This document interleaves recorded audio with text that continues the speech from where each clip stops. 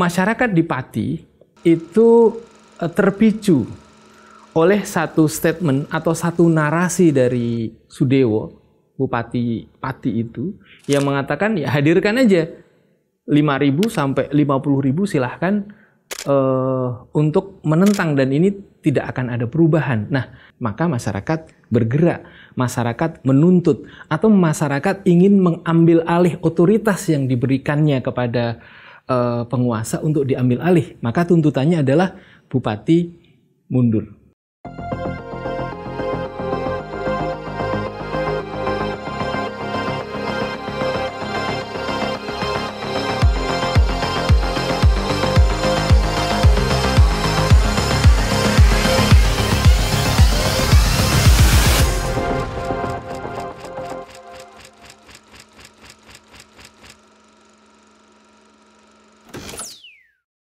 Kita hari ini akan membahas satu fenomena sosial yang lagi rame. Baru kemarin ya, kita melihat di banyak media ratusan ribu orang menggeruduk kantor Bupati Pati.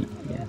Seorang bupati bernama Sudewo itu diminta masyarakat untuk lengser dari jabatannya. Dan teman-teman pasti tahu apa masalahnya. Ya, karena bupati ini menetapkan tarif atau besaran PBB P2 itu sebesar 250%. Dan ini mengundang protes warga. Padahal kalau kita lihat di daerah-daerah lain juga ada kenaikan PBB. Ada yang sebesar itu atau bahkan dari beberapa data ada yang lebih besar dari itu. Hanya saja yang menarik di Pati ini, Bupati Sudewo ini seolah-olah menantang warga pada saat ada yang protes kenaikan PBB P2. Ia mengatakan, jangan hanya 5.000 orang, 50.000 orang saya suruh ngerahkan. Saya tidak akan dendam. Saya tidak akan merubah keputusan. Dan ini menjadi satu narasi yang ditangkap oleh warga sebagai bentuk tantangan, dan mereka menjawab tantangan itu dengan menduduki kantor bupati dan meminta bupati ini untuk mundur dari jabatannya. Ini adalah satu hal yang menarik karena sebelumnya kita lihat tidak terjadi semasif ini atau sebesar ini protesnya. Dan kali ini kita akan membahasnya dengan pendekatan teori kekuasaan Michel Foucault. Kalau kita buka misalnya teorinya Max Weber tentang otoritas, teorinya Marx tentang dominasi, teorinya Gramsci tentang hegemoni, dan teori-teori yang lain, saya sebenarnya menyimpulkan sederhana bahwa kekuasaan itu adalah authority to access assets. Jadi ada 3 kata kunci: authority, access, kemudian aset. Jadi otoritas untuk mengakses aset-aset, inilah kekuasaan.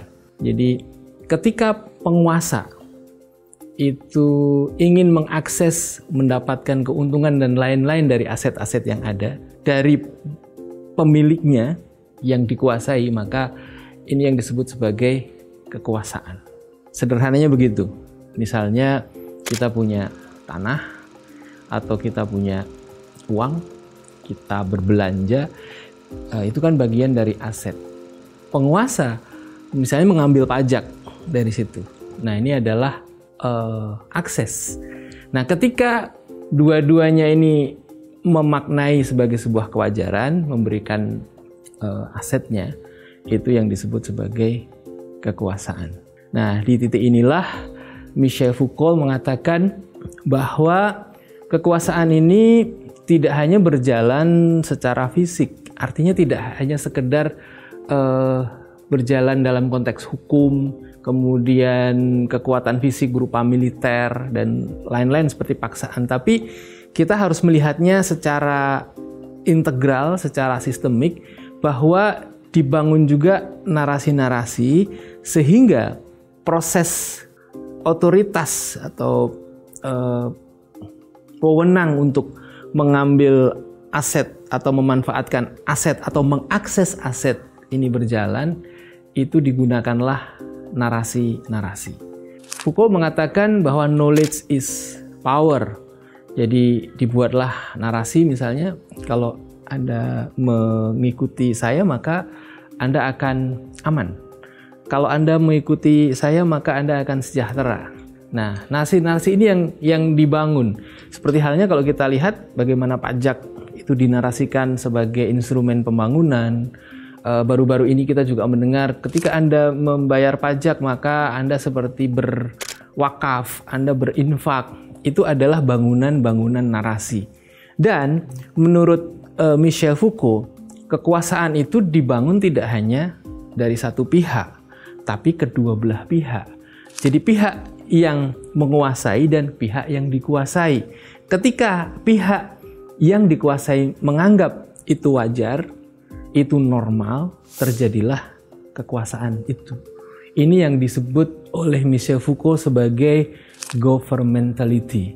Governmentality adalah sebuah sistem di mana penguasa dan yang dikuasai ini padu dalam pendekatan fisik maupun non-fisik, seperti halnya membangun narasi-narasi tadi.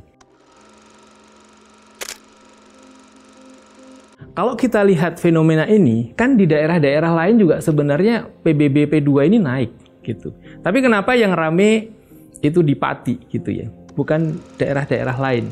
Ya, karena kita melihat bahwa masyarakat di Pati itu terpicu oleh satu statement atau satu narasi dari Sudewo, Bupati Pati itu, yang mengatakan ya hadirkan aja 5.000 sampai 50.000 silahkan untuk menentang dan ini tidak akan ada perubahan. Nah, tantangan inilah yang menjadi narasi yang melampaui batas kewajaran atau tidak bisa diterima oleh masyarakat atau warga di sana. Nah, di titik inilah maka kekuatan narasi itu tidak lagi diyakini sebagai bentuk yang diakui sebagai kewajaran.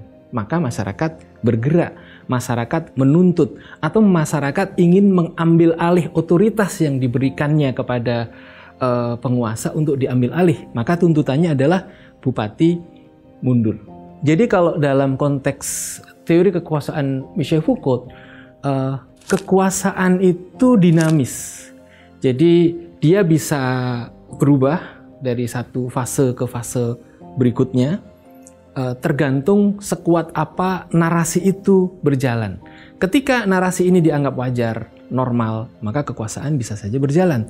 Tapi kalau ini sudah mulai dinilai tidak adil, tidak sesuai dengan ekspektasi, dan itu bergulir sampai batas toleransi yang dianggap wajar, maka bisa jadi terjadi gerakan sosial yang ada seperti di Pati itu. Pengerahan massa, ya, mereka membentuk solidaritas, mereka berkumpul di kantor Bupati Pati dan jumlahnya cukup besar, walaupun sudah dibarikade dengan polisi, masyarakat dengan keyakinan itu, dengan solidaritas yang sudah sangat tinggi itu tidak mau lagi mundur. Nah, di titik inilah terjadi dinamika, setimbang apa, setinggi apa kekuatannya. Dan di tanggal 13 Agustus kemarin kita melihat bahwa kekuatan massa itu melampaui atau lebih dari kekuatan polisi yang bisa mencegah gerakan massa ini. Ketika narasi ini bisa bergulir ke tempat lain, itu ya kemungkinannya bisa beragam. Di daerah lain mungkin menganggap ya ini wajar sebagai sebuah dinamika. Atau ini bisa juga memicu pergolakan di tempat lain. Itu juga bisa jadi kalau kita merujuk pada teori yang disampaikan oleh Michel Foucault ini. Karena memang yang namanya narasi atas kekuasaan ini bersifat dinamis.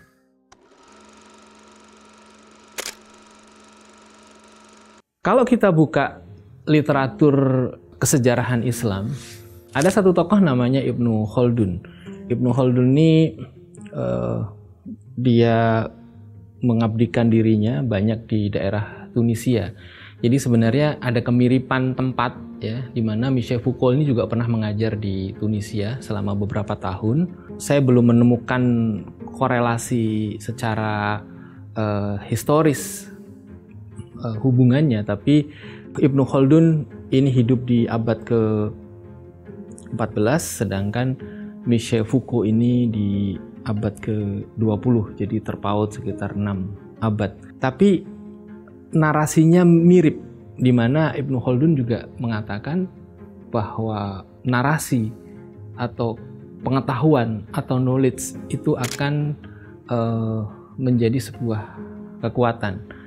Dan di titik inilah kita melihat narasi yang kuat ini bisa menjadi sebuah kekuatan yang bisa menggeser narasi lama. Nah, satu hal yang menarik juga dari Ibnu Khaldun adalah ketika dia membahas tentang pajak. Jadi kalau kita baca sekarang ada kurva Laffer ya, kurva di mana ketika satu peradaban atau satu negara itu memungut pajak di titik tertentu yang itu sangat tinggi, karena kurvanya kayak kurva yang berbentuk gunung itu, di satu titik itu menandakan negara atau negeri atau peradaban itu sudah kewalahan untuk memenuhi kebutuhannya, untuk memanage kebutuhannya, dan sebentar lagi akan mengalami kemunduran. Dan tesis ini juga disampaikan oleh Ibnu Khaldun. Yang menarik adalah pembahasan tadi tentang pajak. Kita juga melihat hari ini pajak di banyak daerah itu, khususnya di PBB P2 itu mengalami peningkatan yang signifikan. Apakah ini menjadi sinyalemen itu yang disebut oleh Ibnu Khaldun? Ya kita bisa mempelajarinya lebih dalam. Hanya saja di kitab Muqaddimah, Ibnu Khaldun juga memberikan pesan kepada kita bahwa ketika kita bicara tentang kekuasaan, maka kekuasaan adalah amanah. Dan kalau kita baca di dalam hadis Rasulullah SAW disebutkan kulukum ra'in wa kulukum mas'ulun an ra'yatihi, di mana setiap kalian adalah ra'in, penggembala ya, pemimpin, maka kalian akan dimintai pertanggungjawaban atas kepemimpinan kalian.